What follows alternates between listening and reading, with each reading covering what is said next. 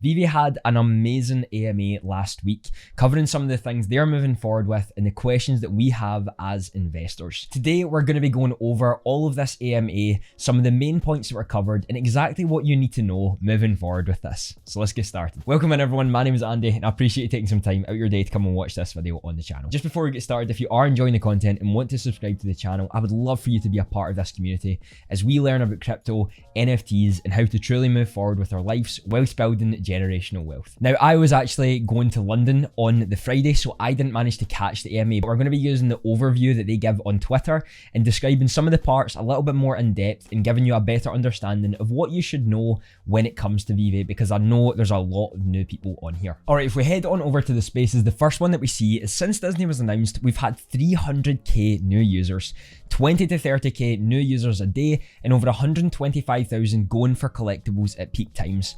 We're well over 1 million active monthly users. We owe our growth to you, our amazing community and influencers. Thank you.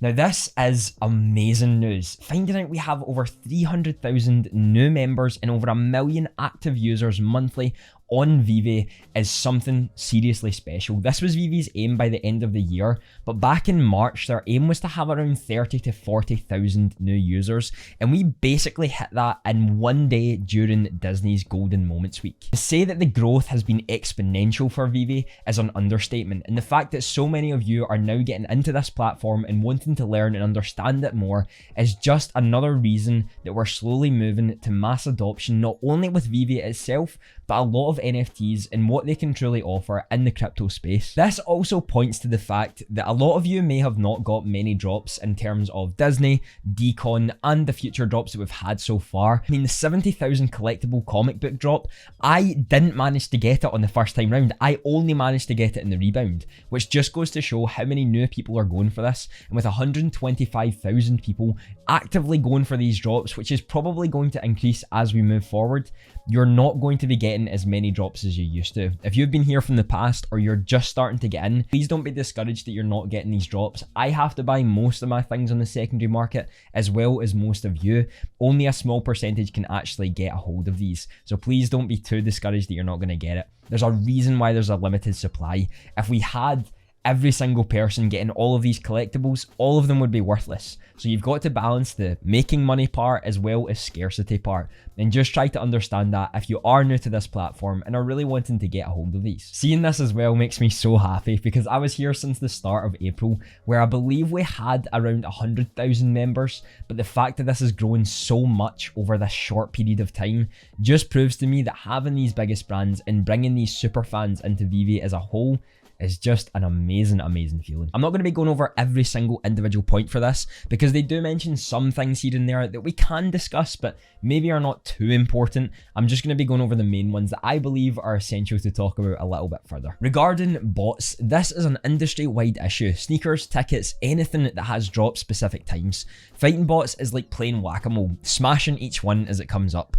People will always find new exploits, but we now have some of the world's top anti-bot security in our app with a team of professionals who help us smash them. So the already tiny percentage of bots getting the drops is now even smaller. This is something that a lot of people are either confused on or maybe don't understand in the way that we would like to. In this video, you can see up in the cards, I'd recommend you watching it afterwards. We discuss why bots are something you can never fully stop when something is a limited supply and earning money is available. The sneaker industry is the massive one that we understand the most about this, with the drops of Yeezys and things with Nike shoes too. You've got to understand bots are never going to be able to be stopped. It's just not possible. As Veve learn to use a different anti-cheat, the bots learn how to use something different that will exploit it. But the fact that there's already a small percentage and it's getting even smaller is a great sign. On this AMA, you're going to actually see why this is also going to change and make it even smaller percentage. But please know that Veve actually do a lot to stop these bots. There's no point in Veve publicly saying, this is what we do guys to stop the bots, because then the bots actually see it and they think, okay, we'll just use something else. Them keeping it a secret and using this top anti-cheat is one of the best ways to combat bots. People who use bots are still going to get the drops no matter what they do, but there is a small percentage, and I truly do believe that the majority of people are genuine users, either with multiple accounts or just their own account themselves. One of the comments that I have been getting recently is, all I see on the marketplace for the lowest prices are people with 1 or 2 collectibles. Now, there's a few things to note with this. One is that people with comics don't actually show up on the app at all. So if you have 150 comics and 1 collectible on your profile, it's going to show 1 collectible. That's all you're going to see. I know for me personally, I have over 170 collectibles, but on my profile, it only shows 80 because that's all I really have when the collectible side of things. A lot of people might not have the money or have just gotten into the app. Remember, 300,000 new users. They're not going to be having 10s, 20s and 30s of collectibles. They're just getting started. Comics are the easiest way to get into this because they're the cheapest. That's what people are probably buying to start with, so please don't be discouraged by that. Also have to take note that around 10% of the supply is averaging out of what people sell on the marketplace. That means 90% are being held. So yes, maybe the floor is people who are just new to the app, maybe there is some bots within that too, but that does mean that 90% of these collectibles are being held, with that percentage being even lower for the really sought after ones and the ones that happened within season 1. Please don't be too discouraged by this. This is just the way that the app works, and you're going to see that as they move forward and as we talk more about the AMA. Market updates. It's more transparent who you're buying from now. We know you want to buy from legitimate people, so we're working on that. It will also be a big deal when the MCP comes out, and you'll be able to see seller ratings, profiles, and more. This is another great one because you're able to see who's selling, what they're selling, and what they're selling it for. I think this is a great update to the market, and you'll see on the screen exactly what that is. But this market update has allowed you to see exactly who's selling these collectibles and for what price. I think it'll be great when the MCP comes out because you'll be able to buy from sort of like notable sellers, things that you can get on like Fiverr, where you can see as a reputable seller and what badges they have and how long they've been on for.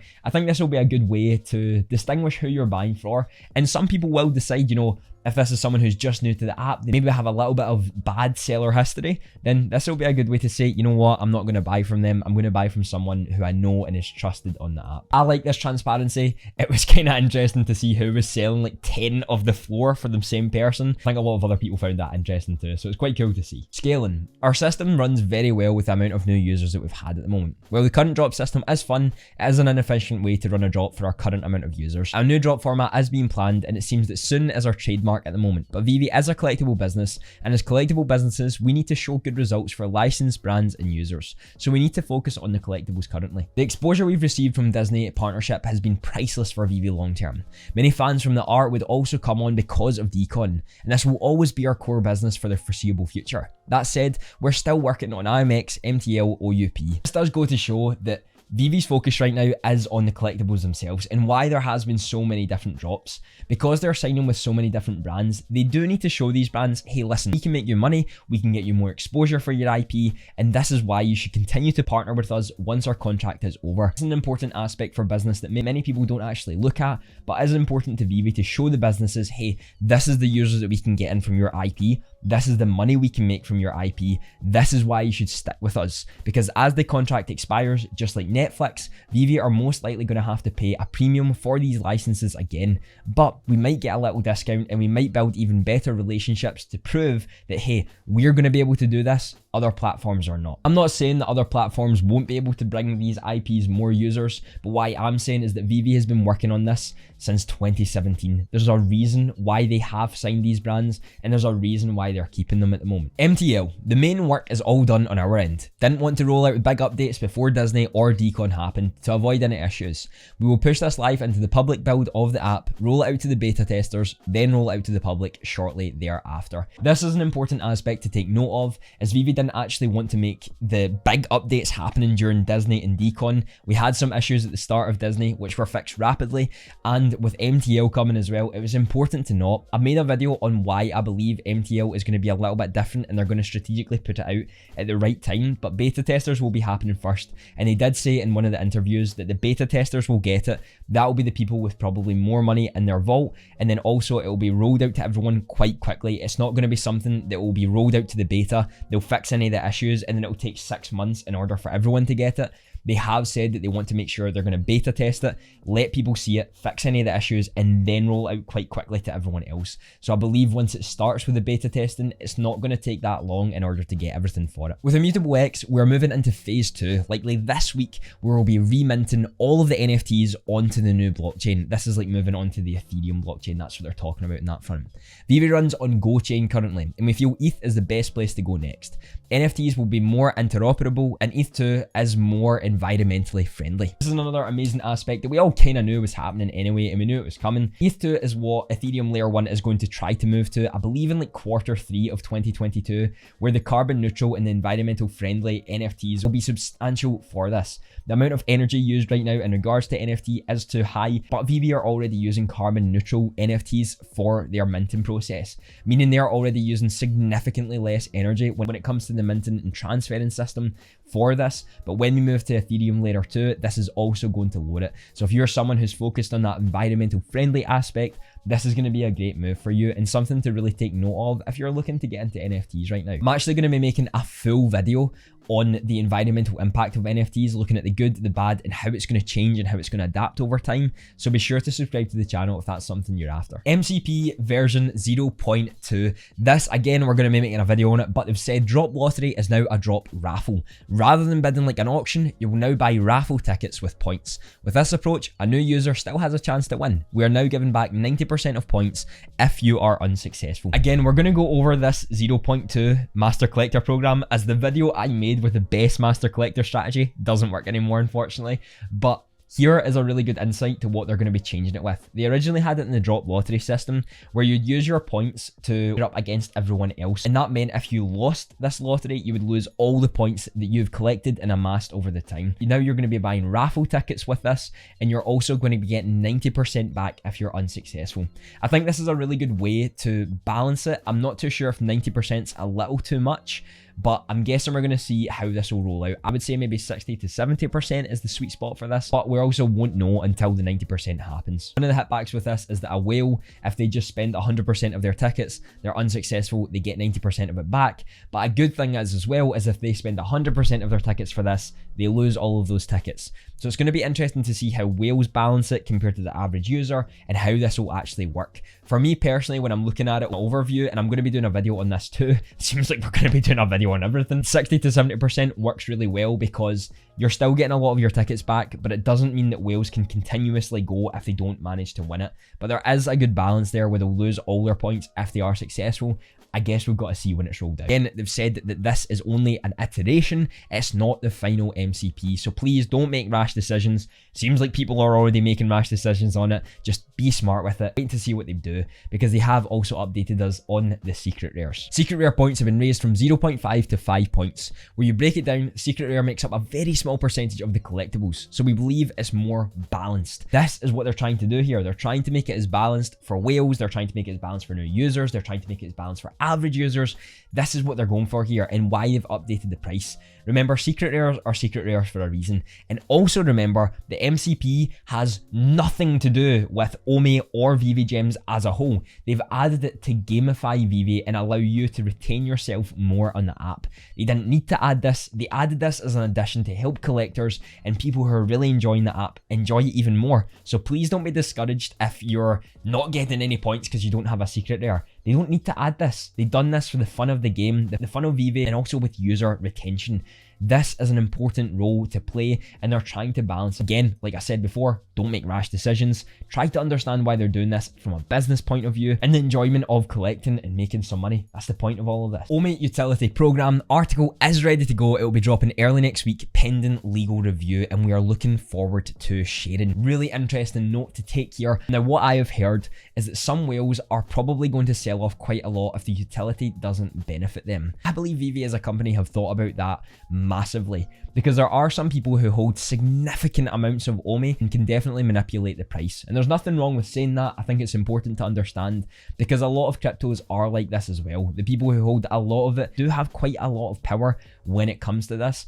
I believe Veve in the future will be more spread out when we're on the likes of Coinbase and Binance, but as of right now, there are certain individuals who hold a hefty amount when it comes to Omi. So it will be interesting to see how the price moves, if this is a good thing or a bad thing. Now, I'll have to make make a video when it comes to this, but I do believe that Veve have thought about this massively and thought, how can we actually benefit those who have a lot of OMI to keep them here and to not sell off everything? I'm guessing we're only going to find out when it comes to the article. Again, I've got money sitting on the side waiting in case the first iteration isn't something that works with all of the whales. If it does, I could see the OMI price shoot up quite quickly, especially if it's something that's going to benefit a lot of people who are invested into OMI itself. We've just got to see how it goes. I have faith in the company, and I also believe they're going to do it just like the Master Collector program, where they're going to bring it out, they're going to get some feedback, and they're going to iterate the new utility program to see how it can work for more users. But again, it's all based on your decision. Try to be smart with it. Please don't panic if it doesn't go exactly the way you're wanting to.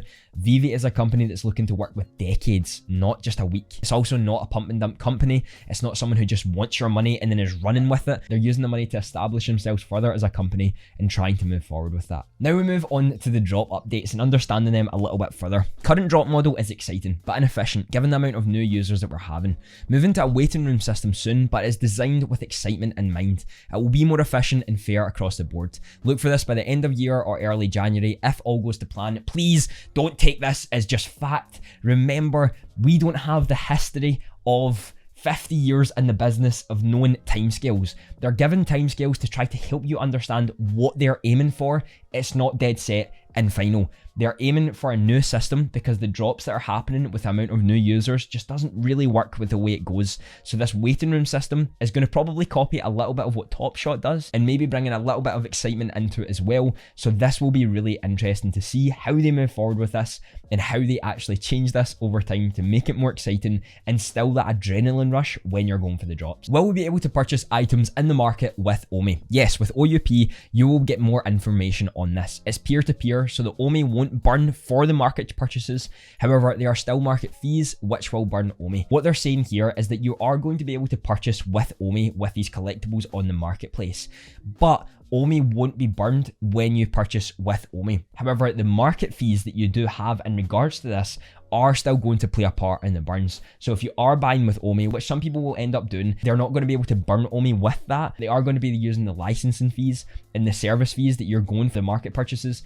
to still burn. To me, that's what I'm hearing here. Might be completely wrong, but I think this is an important aspect to cover when you are planning to buy with OMI, that it isn't going to burn the same way as buying with gems. So I think what we're going to be having here is that you're going to buy with OMI and that the gems spent in terms of the service fees and the licensing fees are going to be in gems. So I think there's going to be a little bit of a distinguishable thing here that will burn certain aspects. Maybe I'm wrong, but it'll be interesting to see what happens. They also touched on the blind box system. If it's a blind box for MCP drop raffle, will it be a random rarity received? And they've said yes, this will be a rating room for each collectible if it's a multi-drop system where it's something like the Spider-Man first one. But when it comes to blind boxes like Storm that we've just had, it's going to be a random rarity for each and every single one of you. My advice for this one is to find your collectibles that are doing multi-drop system, because if you're going for the blind boxes, you could spend all your points and then get a common, and you don't really want to do that. So if you are going for something, I would most likely be going for the ultra rare or the secret rare if you can do it separately, the way they done Spider-Man. But the way they done Storm, I wouldn't be spending all my points on that front just to make sure that I wasn't going to get the common. Again, if they do something where the common is actually really low mints, then yeah, you could definitely go for some of your points, but I just wouldn't be using all of my points to do this. Next, they move on to the delivery system and the market reopening. Now, this is just a little bit of points that we're going to be covering here. I'm not going to go too in depth with this. With the transition to Immutable X, will deliveries be faster? IMX won't change the drop experience much on its own, but the delivery time will be significantly faster after the waiting room system comes out. The green truck will be a thing of the past. And what is the philosophy on market reopening post-drop? It is related to server load. Concerns on this depend on what type of user you are, collector versus flipper. However, the delivery system will be much faster after the new drop system, so it'll be a moot point by then. The delivery system isn't going to be adapted because of the IMX, but with the new system waiting system, we are going to have a change here, and we are going to have something that will work better for us with the deliveries, because sometimes I have waited about 10 hours in order to get a common, which is not that fun. But this is the way that it is at the moment, is they do it with the server load to try to deliver things, make sure everything's correct, and this is why they do it over a certain period of time. As we get this new waiting room thing that's happening maybe next year, that's when we're going to be getting it. And I'm really looking forward to the deliveries being a little bit faster. And when the market opens, most people are going to have it. Final things we're going to cover are related to decon success, as well as some of the things with accounts being limited, as well as bids on auctions. Now, following the success of decon, what are the plans for future events? We have another event in the works right now, and we're considering expanding internationally. We have many areas we want to move to in regards to music and sports as well. This makes me so excited. I'm really hoping they're working on coming to the UK, because a lot of the conventions always happen in America and never happen in the UK. But I believe decon is actually coming to London in February, maybe. It might be a little bit later than that, I'm not too sure. If it is and Veve end up going as well, I will 100% be going, because I want to meet some of the team. I want to meet some of the people who have been in Veve who are from the UK as well. I think it would be incredible to meet some of the people.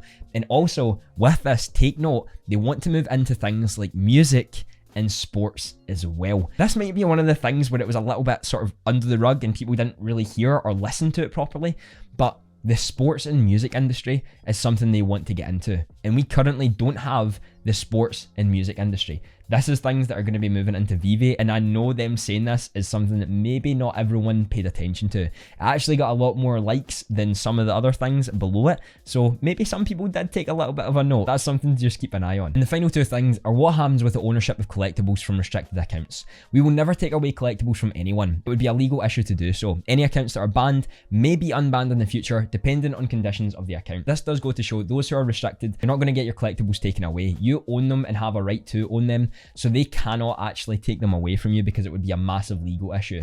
Now, when it comes to bots and that sort of stuff, it's a little bit different because they're actually using it against the law.